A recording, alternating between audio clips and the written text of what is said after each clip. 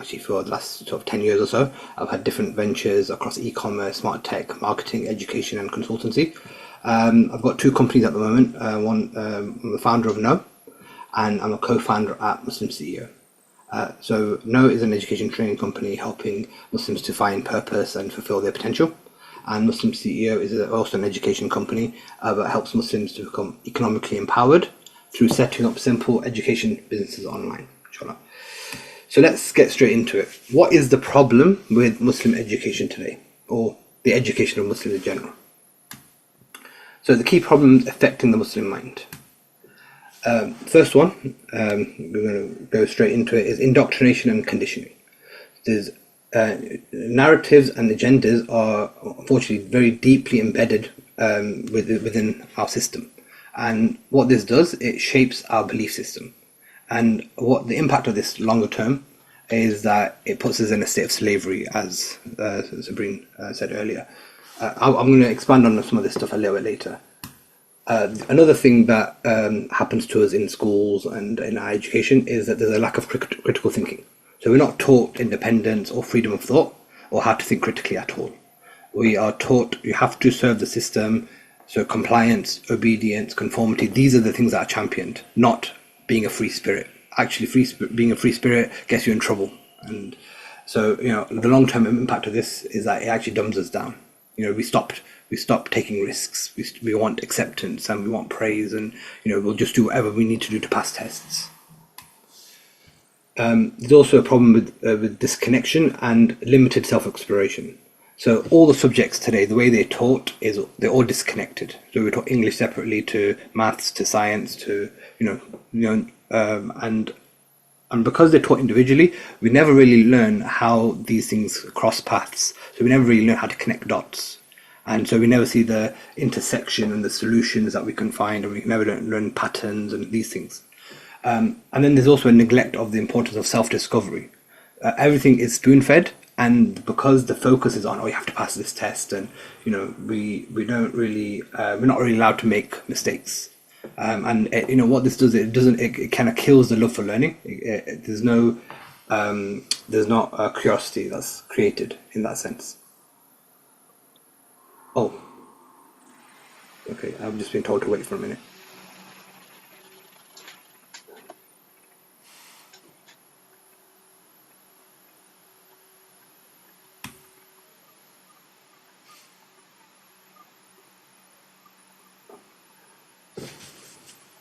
Another problem is that learn to earn. So the main objective today at school is to get good grades so you can get good jobs, so you can earn money. It's all commercialized, it's all done with that in mind. There's no emphasis beyond that. There's no emphasis on building your character, having good adab, or a high purpose. And the main one is obviously it's secular. The lack of spirit. And so it's devoid of any connection to the creator. It pushes science only, again, Sabrine mentioned a lot of this stuff. And so what that means is that nothing really has meaning. And, we are souls. That's actually what we are. But this teaches only the material, not the metaphysical. And so what this often does later in life, it leads people to being depressed or having a very, nihilistic worldview. So a lot of the way I'm going to explain some of this stuff is through the use of quotes, because often quotes they tell you like it is in a way better and powerful way. So obviously we said narratives are deeply embedded, which shapes our belief systems. So this quote it kind of hits the nail on the head. The real power of the West is not located in its economic muscles and technological might. Rather, it resides in the power to define. The West defines what is freedom, progress, civil behavior, law, tradition, and community, reason, mathematics, and science. What is real and what it means to be human. The non-Western civilizations have to simply accept these definitions or be defined out of existence.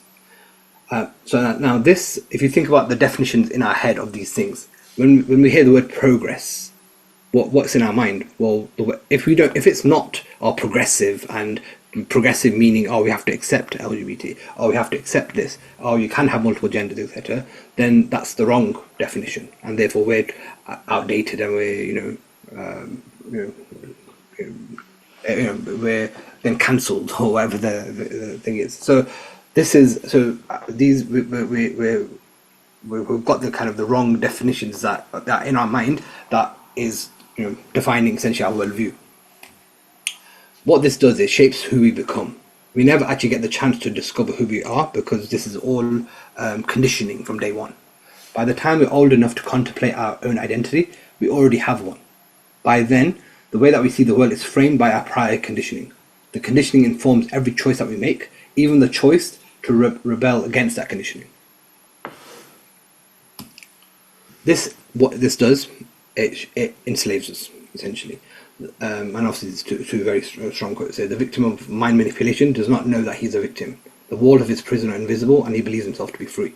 And there's a reason why Hazrat Musa is the most quoted prophet in the Quran. Obviously his people were enslaved and they were tyrannized, etc. There's so much relation to us today in that sense. And this is obviously been done by design. I know the science here had like a cynical view or negative, but I mean this is a way of keeping power, in an inexpensive way. So if you look at this quote here, when the British and French colonialists came, they first brought their navy, then their armies, then their administration, then their school system, and then they left. Because the school system is the last thing that you need. That secures your impact, your influence for the future. Right? Because that means that they can never build for themselves, they can never really discover themselves. So that's that. So with all that in mind, why is this such a problem? Right? What education actually gives us, this is the key. What education actually is, it gives us our ability to think, and thoughts are everything. The thoughts that we have shape who we become. They shape our decisions, and how we feel about ourselves, how we feel about other relationships, etc. So if our thoughts have been corrupted, no matter what we do, we will have been compromised in some way. And so this quote sort of says it all. Watch your thoughts because they become words. Or your words become actions, your actions become habits, your habits become character, and your character becomes your destiny. That is what education actually does. And if you are rewired, or if you're wired with the wrong thoughts, it'll affect your destiny long term. And we quoted Iqbal earlier. He hated the school system or the education system or what it became. So this is a quote from him, where I've highlighted some of the key ones. Your schooling has estranged you from lofty ideas. Again, it doesn't want you to think big. It wants you to within their system. That's how much you can think. Nature endowed you with a falcon sight, so you have the ability to fly high and to look far in the distance. But slavery stuffs a wren's eyes in your sockets. So just and the school has hidden from them all the secrets. So this is the reality. So what is education supposed to be like, though? So it's all doom and gloom, but what was it supposed to be like? So whatever an education is, it should make you a unique individual, not a conformist. It should furnish you with the original spirit with which to tackle the big challenges. It should allow you to find values which would be your roadmap through life. It should make you spiritually rich, a person who loves whatever you're doing, so full of passion and stuff, wherever you are, whoever you're with. And it should teach you what's important, how to live and how to die. This is John Taylor Gatto, who is he was a teacher for decades, and he was very big critic of the education system. He wrote a couple of books on this subject as well. It should also teach you to become better human beings. So Sheikh Hamza Yusuf said, without teaching people meaning and without teaching people purpose, you create monsters. Every civilization understood that learning was to make a better human being. It was not to make more money. It was to make a better human being. And Sheikh Abdul Qadir Jilani also said the same thing. The purpose of education is not to make a machine, but to make the human being. But it's interesting that we have a factory method of schooling now, where what it's producing is robots and zombies and automatons who all think the same. And again, another Allama Iqbal quote here. Look at the evils of the world around you and protect yourself from them. Our teachers give the wrong messages to our youth, since they take away natural flair from the soul. Take it from me that all knowledge is useless until it is connected with your life, because the purpose of knowledge is nothing but to show you the splendors of yourself. Now, this is really, really important because, again, if what kills curiosity, what kills the spirit to learn, and be a lifelong learner is, oh well, this doesn't really mean anything. Why do I need to know trigonometry or this or that? It doesn't really mean anything to me or to my life. And what does it showcase about who I am or who I can become? So this is what knowledge is supposed to be. It's supposed to unlock who you are and who you're supposed to become. Another thing that education is supposed to assist discovery. The art of teaching is assisting. It also should get you to know yourself. It should also get you to know Allah. So this is how learning was done in Islam, once upon a time. So teach the creation by the Creator before you teach them the more difficult things, such as prayer, fasting, charity, and pilgrimage. Teach them the easier things, such as knowing their Lord. If the creation loved their Creator, everything else becomes easier. This was the initial call of all the prophets. They called their people to Allah. It's supposed to also activate you. Now again, Malcolm X said that I, for one, believe that if you give people a thorough understanding of what confronts them and the basic cause of what that produce it, they'll create their own program. And when people create a program, you'll get action. That's, if you actually understood the truth and what actually affects us, people will create their own solution to getting themselves out of it. And Sister Sabrine quoted Atas earlier, and he also talks about, because then what education was also supposed to be about was building adab, and that's what he's saying that Muslim civilization has lost, is the full sense of adab. And normally this is called, referred to as morals and etiquette or manners, but it also includes respecting and recognizing the space that everything has in creation and in divine hierarchy. So how do things connect with each other? Acquisition of the type of knowledge and wisdom that leads to moral insight, justice and kindness, seeking balance and harmony, and the type of education where one understands purpose in life and not just the acquisition of skills.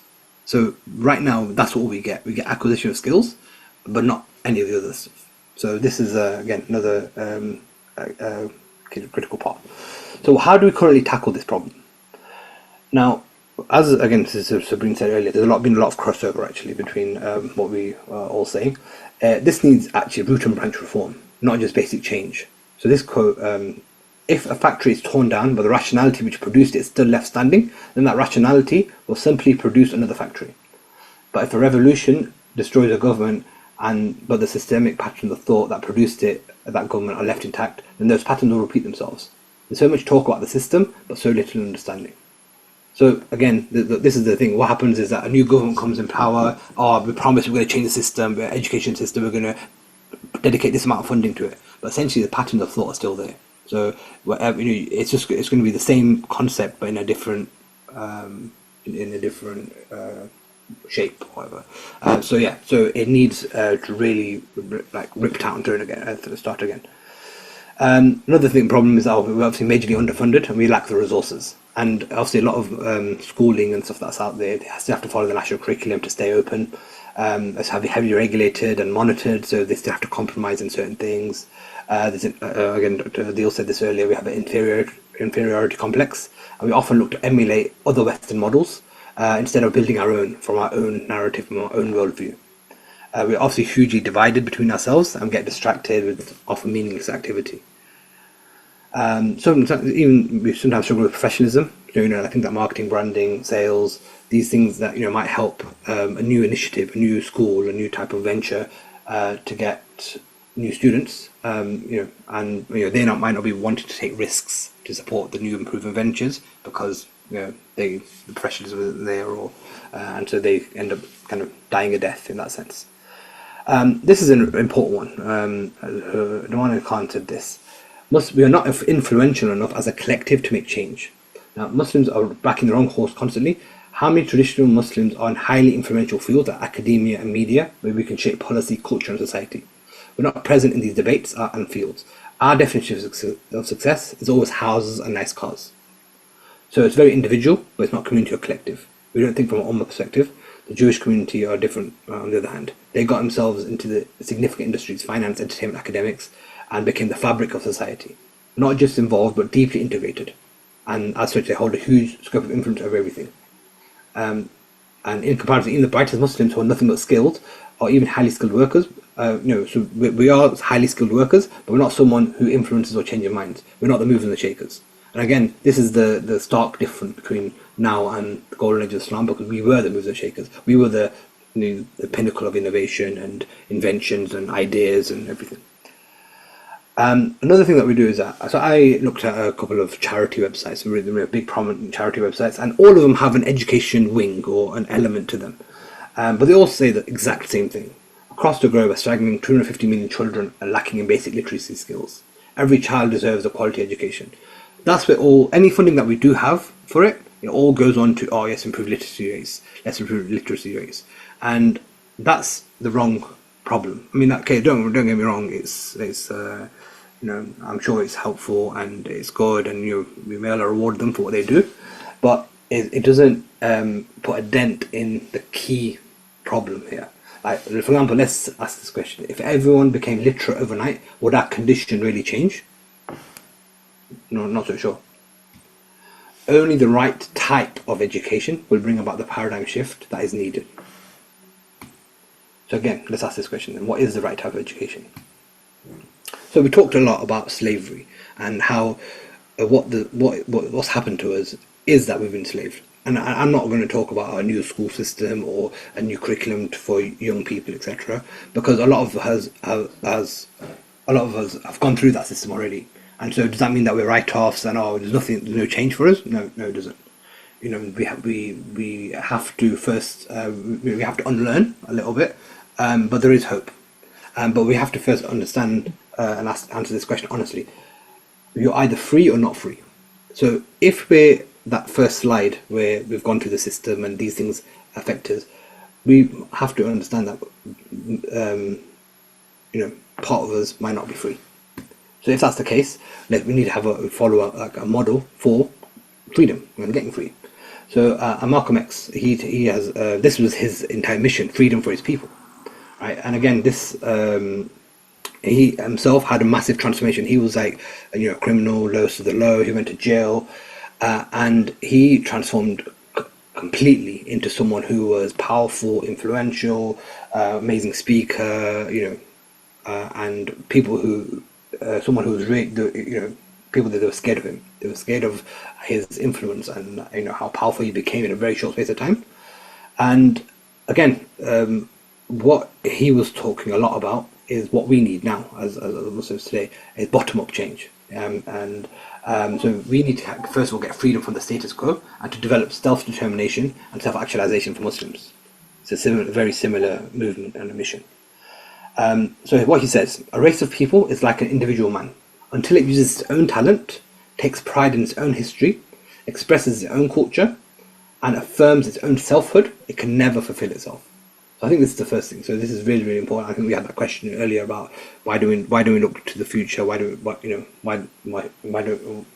are we still looking to the past? So first of all, we need to be proud of our past. We need to understand where we've come from, and that should give us that belief most of all. That, okay, you know what? We've come from greatness. We can be great. We have got greatness written for us, and a part of we shouldn't be so quick to adopt Western methods, etc., and dilute who we are and what we, because this is actually the source of strength for us, and it's a point of difference. And again, a lot of this inferiority comes from the definitions. Remember we talked about the definitions, and because what's cool and what's innovative and all that kind of stuff is defined by kind of Western standards, we think, oh no, what we've got isn't cool, but we need to get rid of that. So, what's the keys to freedom then? So, in a speech he gave in 1960, he mentions the keys of freedom and empowerment for his people. The first one was critical, and it came before anything else, was knowledge of self. You need to understand yourself. What that means: you need to understand your history. You need to understand our purpose of life. We need to understand ourselves. How do we master ourselves? How do we master our energy? How do we understand what we're actually good at? How can we add value? How can we serve? This gives us the freedom to be able to think for ourselves. So becoming a critical thinker, freeing up your mind from external narrative and constructs. So when they put pressure on you, when they do this, when they do that, no, I've got my own mind, I'm going to think for myself. The second key to freedom that he said was self-sufficiency. This was the ability to earn for yourself, to become self-sufficient and not reliant on anyone. and being self-sufficient is essentially providing an exchange of value. You're giving some value and getting something in return, right? Eventually, you build this up, you build this up, you build this up. You will eventually get to a stage where you're at the forefront of innovation. You're now building technology. You're now building institutions that stand the test of time. So why do you need this? Why do you need both of them? Isn't it enough to, okay, you know what, I'm going to work hard. I'm going to be successful in my field. Well, no. So look at this image here. So what you can see is the who's who of the pinnacle of success in all of their fields. Basically, what you would say is that how you have this word, the GOAT, the greatest of all time. All of these guys, you would say they're probably the GOATs in their field. Muhammad Ali, obviously, he called himself the greatest of all time. You have Lewis Hamilton, F1. You have Michael Jordan, basketball. Serena Williams, tennis. Nelson Mandela, considered one of the top presidents. Michael Jackson, Bob Marley, Dave Chappelle, Tiger Woods. So these are all these guys. You would say they're super successful, and they're just in the last 50 years. So they've added value. They've got money. They've excelled to the top of the fields. But have they changed the overall situation? With the amount of success that they've had. I mean, first of all, even just the narrative around black people is the first thing that we think of when we think of black people, because there's so many success stories. Do we think of them as world-class athletes or high performers? We don't think of that. Why? Because of this.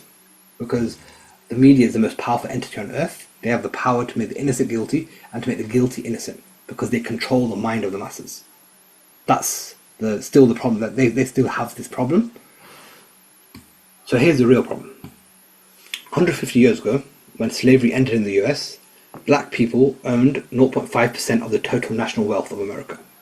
Now, 150 years later, so despite all the success, the global icons, and this and that, the other, that number today that they own is only around 1%. Is that really progress in 150 years? So they had just ended slavery and they still own 0.5% at that point, and now they only own 1%. Also, a lot of that's through the exponential growth of America, etc. But again, their proportion is still tiny. So because of that, they don't have the influence. Now, when I was in Cape Town in 2011, so 12, 13 years ago now, I was quite impressed with the people there, because there are a lot of Muslims in Cape Town, and there's a few things that impressed me. The first thing was that there was a lot of unity. So it's a country that had a lot of racism. And they're very the Muslims in themselves were very united. So even Sunnis and Shias, for example, they would share resources. I think there's a radio station that they would share, and one would do it on one day and the other day. But that was one thing I noticed. The second thing is that because most of them were business owners, they had a lot of economic power in the first instance. And they also had a lot of influence, political sway. So whenever there was elections or anything like that, they would always want the Muslim vote or the Muslim, because they had money and they had influence. And so this is all done because of the significant. They were significant. And so what are the things that you need to do to kind of rebuild? Is, as an individual, we need to know ourselves. We need to know our purpose and live by it. Worship Allah, serve the people, become the best version of yourself, and fulfill your potential. And as a collective, the strategic approach, we need to build true wealth, right? In real assets, not fiat currency. And we need to build real institutions that have societal influence and impact. So education, media, arts, technology, culture, businesses. This is also similar to the transformation that the Sahaba went through. So if you look at the first thing that when the Prophet, the kind of reverse revelation came down, the first thing that the Prophet did for the Sahaba was, okay, he built the vision. This is what this is what it is. He instilled belief and inspired hope. But then they went through 23 long years 13 years in Makkah, right? And that shaped the individual transformation of them. They learned the purpose, they learned about worship and all these things. They unlearned a lot of the Jahiliyyah, right? That's where that stuff was mostly done. And because suffered, they went through tough times, that built their resilience, right? So that's really helped to transform them as individuals. Once they went through this transformation, they were able to, in Medina, in a more less hostile land, they were able to like now have the collective transformation. Okay, now we can build a marketplace. Now we can build the institution of this and that, and the masjids, etc. So, again, it's very similar. The knowing yourself and really transform yourself, and then you can transform the collective. And this again also is similar to this is a book by Ray Dalio called The Changing World Order. He looked at the different factors that talk how do you get to a rise or a golden age of any civilization. He studied like 6 or 7 different civilizations and looked at the patterns. And here's that look, at 0 is where they hit the golden age. The first thing it all starts with is education. And so better education leads to innovation and technology increasing. Once innovation and technology increases, that leads to economy and all these, the rest, the trade increasing, etc. So the point of it is it all starts with education, and then it goes to innovation and technology and stuff. So these are the 2 factors that are really, really important. And this is important for us because obviously our vision is to see a world experiencing second golden age of Islam. Muslims are leading the way in education, innovation, and impact. Right? These are the 2 things that we're really passionate about. And so, just taking it to the next level of the second part of this, I don't want to kind of another quote. Think of ourselves as an ummah, and even though individually Allah provides risk, He gives us financial stability, but we need to consider the bigger picture. Behind the most noble mission that ever happened, the mission of the Prophet ﷺ, there was economic strength. The Prophet ﷺ had an entire business enterprise supporting what he was doing, and there was economic backing. How do you become a messenger for time and have no work? Where's the food going to come from, etc. So it's because of that economic support that the Prophet could dedicate himself entirely to the mission given to him by Allah. There's a lesson. This is a lesson for us too. We need to build our economic strength to support our religious and community goals. So you can't have one without the other. We need to build both of these aspects. If you don't master money, you become its slave. Sheikh Muhammad Sharif. And money is a terrible master but excellent servant. Phineas Taylor Bonham. Okay, so obviously I'm not going to go into how do you build a business and all that stuff, but one concept I want to leave you with is leverage. Right? So it's not just important like to have money on its own, right? We need to be, it's money with purpose. So how can we be more purposeful with the money that we have, right? Because if you use it properly, there's power in it, and to get more power as a people, we need leverage, right? So leverage is essentially the capacity to influence a system or environment in a way that multiplies the outcome of one's efforts. So it's the difference between what you put in and what you get out. So it allows you to punch above your weight because the mechanism is doing a lot of the heavy lifting. It's not just I'm not just trading my time for money. I've built something that actually is exponentially growing. Oops. So someone who talks a lot about leverage in business is Naval Ravikant, who's a Silicon Valley investor, right? And this is his leverage model. So to get rich or to get powerful, you need leverage. It comes in either labor, capital, code, or media. I'd like to quickly explain this. Labor is people, so people power. So Muslims actually have a lot of labor leverage. We've got millions of people. Obviously, we're all disunited and distracted, but we do have a lot of labor leverage. Then the next one is capital. So to have wealth. So you look at, for example, the 1970s, there was the OPEC oil crisis, but that was a very good example of capital leverage King Faisal deployed. He said, right, capital, this is our leverage that we have. We're not going to give it to you because you've gone into Palestine. And so we're going to, and then the oil crisis in the West, etc., etc. So again, power of wealth used in a good way. But the new generation's fortunes are going to be made through code or media. Joe Rogan, he's making 50 to 100 million a year from his podcast. Then you have PewDiePie or the YouTubers, etc. And then there's Jeff Bezos, Mark Zuckerberg, Larry Page, etc., Steve Jobs. Their wealth is all code-based leverage. So if you look at now, you build a big YouTube channel, you could be someone of influence.